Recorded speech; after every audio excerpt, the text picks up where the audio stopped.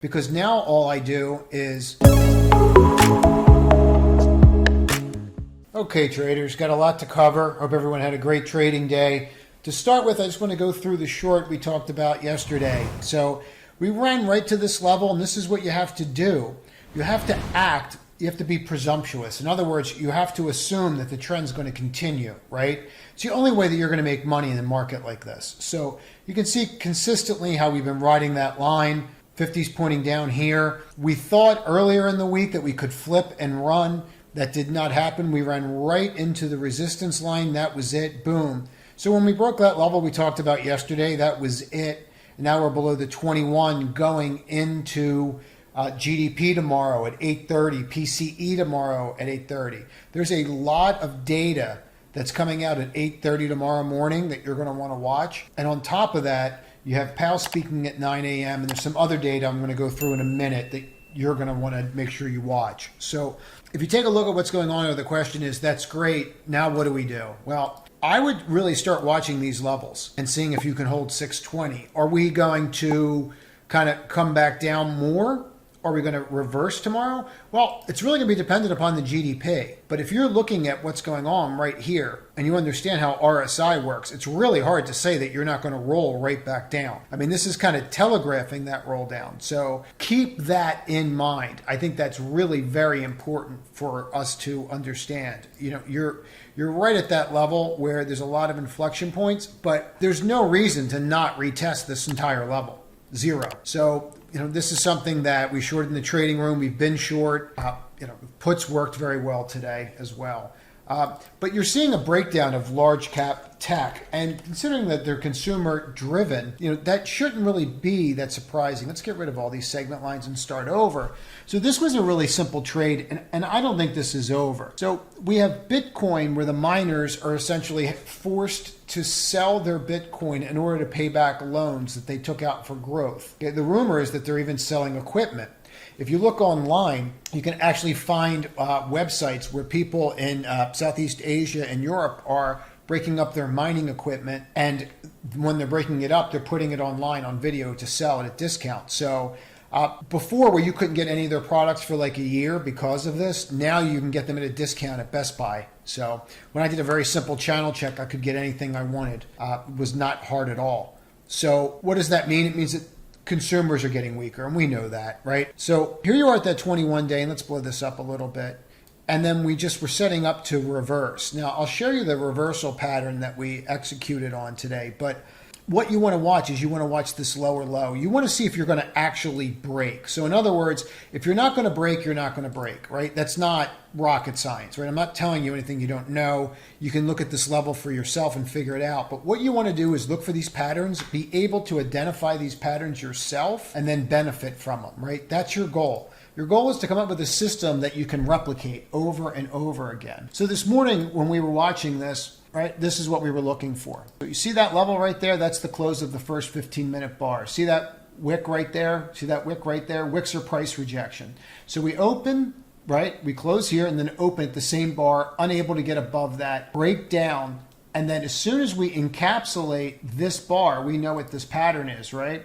So if you've been watching those candlestick videos, and I'll link it at the end, we know that this is a bearish engulfing. So now I have a bearish engulfing on a 15-minute, very similar to what we had here, in a stock that's in a downtrend that's breaking a rising wedge, right? This is not rocket science. Don't overcomplicate it. A lot of people overcomplicate things, okay? As soon as you broke, that was it. This was the easiest trade in the world, because now all I do is, from my risk to reward, let me just click on this. Okay, so this is where I was risking. I was risking like $2.70. We called it 3 with slippage, because you just assume you're going to hope there for a little bit that you don't get stopped out, or you're going to sell into it when it's strong and you're going to get some slippage. So make it $3, right? And so the thought process was, looking at this chart, if we break, we should at least get to this level, right? I mean, that's reasonable to think that we're going to get back to that opening level right here, and that we're going to hold that wick, because wicks are what? Price rejection. So it's realistic to think that we might get to there. Well, that at least gets me 1 times return on my money. What was nice about this is it just followed through all day, and there was no other place that I really had to worry about it. It actually gave us another short right here. So very good day trading it. I think we're up 75% on the options, but the stock is really what I'm interested in, because besides that, you can go heavy with the stock, but I think that this can really break. And it's really going to be dependent on those GDP numbers tomorrow. I can't stress that enough. Not so much what Powell says, but the GDP numbers. And then after GDP, as I stated that we were going to talk about this, and I want to talk more generally, because this is one big macro trade right now. You see XL East turning up. Well, tomorrow after 10 o'clock, the EIA crude oil inventory numbers are supposed to be released for the past 2 weeks. Well, what's that mean to you? Well, that means that we're going to see where we are inventory-wise, and that can determine and move the price of crude. Well, that can affect all these names. That can affect Oxy, right? Look where we ran into. But we know we have a buyer in here, because we know Warren owns, 16%, 25% with the warrants, right, that he has from the preferred stock. So, but this one, to me, I like the most. But let's just look at what happened today. That's the 50-day. We rejected at the 50-day. If you've been following my videos, you know who sells at the 50-day. That's institutions, right? I use simple moving averages. You should use EMAs if you want to. I use SMAs. There's a reason for it. But EMAs do have a value. And I actually did a whole video on them. But you see these lines right here? You just want to watch them, see what happens with them. And let's wait and see what that data comes out before we do anything. But you're not seeing the panic that you need to see, okay? And instead, what we're seeing is we're starting to see certain names just roll back over again. I'll give you one for tomorrow that you need to watch. Watch this DRV. I'm foaming at the mouth. A couple of people put the trade on right here at 48.20 today when it broke that doji right there. See, you come down to this line, forms a doji. It's like a hot potato, right?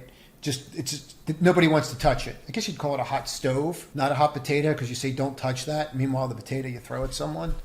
Anyway, so you see that line right there? You want to flip that and push, and you want to get up to that 52 level. Now, they entered here, and they're up like $1.25 on it. I think it can still push. I was very apprehensive about doing this ahead of GDP, because you just don't know how that number is going to be massaged. Let's leave it at that. Let's be nice. So we just don't know how that number is going to come out. And that's what we have to do. We need proof. Now, one idea that was presented in the room today that's not my idea, but I'm going to throw this out there because he nailed it. Like this pen trade, this looks amazing from a short perspective. So let me just show you this. So here's your trend line. Ran right to it. Look at this. Bonk, bonk, bonk. Look at that trend line riding that 45-day. Who sells at 45-degree or 50-day? Who sells at 45-degree angles? Institutions, right? So we're selling here. We hit the 50. We reject. This is perfect. I mean, this is absolutely perfect. Breaking down there and then rolling right back down. I mean, if you don't have disposable income, you're not going to gamble, period. It's really that simple. And you can see that also with DraftKings, same trade. Okay, so I would definitely be looking at those tomorrow. If I wanted to tell you what else that I think this will continue to roll, Goldman putting a sell-on coin. I covered it yesterday. It's down another $5 today. Again, I would really subscribe to this channel. Click all notifications, because what I go over here is extremely timely. And you also probably want to follow us on Twitter. I say us, but me on Twitter. But you see these lines? You start breaking this. Like we're going back in the 40s easily. Like this is going to roll. I was hoping we'd get up here to short more of it. Carvana is just toast. They just have a lot of issues, and I actually expect this, as you have seen from the other videos, this to be the next Vroom. I expect this to be $1 stop, and I think that's where you stop at. You can see that right here, and that's what you're down, right? So you're down 97%. I think Carvana is the next one that does this. They don't make money on their business. I would say this. I thought this was very interesting today and something to keep on your radar. If we do rally, I know people love to hate on her. And yes, that is a perfect sell signal right here, right? Breaking the 50, downward trend line. But what I like about this is this. Here's SARK, right? Well, SARK's up 6%. This is the levered ETF, okay? You're only up 6%. ARK is down 5%. SQQ, okay, is up 9%. QQQ, so what I'm getting at is before the beta was so much greater, this is down 3% on the day, the beta was so much greater on ARK-K that if the market was down like 3-4% Arete would be down like 10%, right? It's getting to the point where these stocks are just getting completely washed out that she's in. So just keep an eye on that. I would not be buying SARK. I would tell you that if you want to play one of these long ETFs, look at SQQQ and then look at, I really like this retail one, this real estate one a lot, this Bear 3X. I really like this 3X Bear ETF. I think you could easily see this push higher here and get back to that 62 range. Real estate market is really coming in a lot harder than people are seeing it right now. So I know this one went over a little bit longer. If you're interested in joining the trading room, in the top right, you will see a link. They'll give you a preview of it. I think it's open for another 3 days, and then we close it for an indeterminate period of time, just so we let everybody else get acclimated. And that's where we give exact entries and exits, and we hyper focus on education. So that's really the purpose. Subscribe to the channel, click all notifications, share this video with people. It's really important for people to get out there and support the channel and really drive home one major fact. You need to educate yourself right now. Okay, sitting on the sidelines pretending this isn't happening, the ostrich in the sand, it's not going to work. You have to get involved and you have to learn this. And there's no better time to learn than when it's hard, right? Anyone can trade a bull market, anybody, but professionals can trade in any market. All right, trade to win tomorrow, everyone.